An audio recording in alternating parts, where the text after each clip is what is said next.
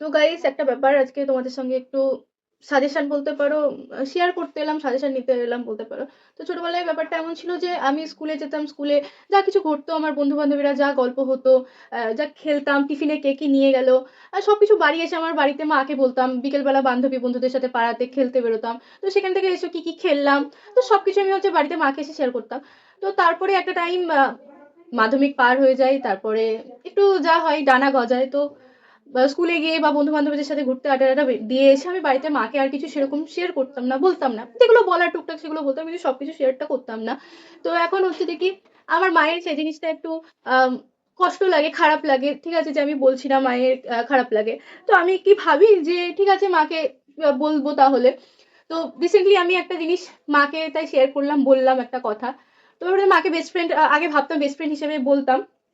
তো সেরকম ভাবে আমার বেস্ট ফ্রেন্ড মতো ভেবে আমি মাকে কথাটা জানাই। তো এখন ব্যাপারটা হচ্ছে আমি মাকে বেস্ট ফ্রেন্ড হিসেবে ভেবে কথাটা শেয়ার করলাম, আর আমার মা আমার মায়ের বেস্ট ফ্রেন্ডকে কথাটা শেয়ার করলো। মায়ের বেস্ট ফ্রেন্ড মানে হচ্ছে আমার বাবা, আমার দিদা, আমার দুই মাসি আছে, দুই মাসি। তো এখন বড়দের কাছ থেকে পরামর্শ চাইছি যে আমার কি করা উচিত এখন। এবার সবাই অনেকে বলবে এগুলো তো আমার বাড়ির লোক, আমার খুবই ক্লোজ, খুবই ক্লোজ, মানে সমান পুরো আমার কাছে। আমার মা, আমার মনিরা সব আমার কাছে সমান। কিন্তু তাও মানে অনেক কিছু তো ফ্রেন্ডসদের মধ্যে অনেক কিছু ব্যাপার থাকে না, অনেকের অনেক রকম কথা জানা জানি একটা ব্যাপার থাকে, যেটা হচ্ছে সবাইকে বলা যায় না। তো আমার মনিরা কাউকে কিছু বলবে না, আমার দিদাও কাউকে কিছু বলবে না, কিন্তু তাও একটা নিজের মতো একটা আহ, কি বলবো, আমি মুখে বলতে পারছি না। তো বড়দের কাছ থেকে এটাই পরামর্শ চাইছি যে আমার এখন কি করা উচিত, একটু যদি বলতে বলে গাইড করতে খুবই ভালো হতো। Thank you.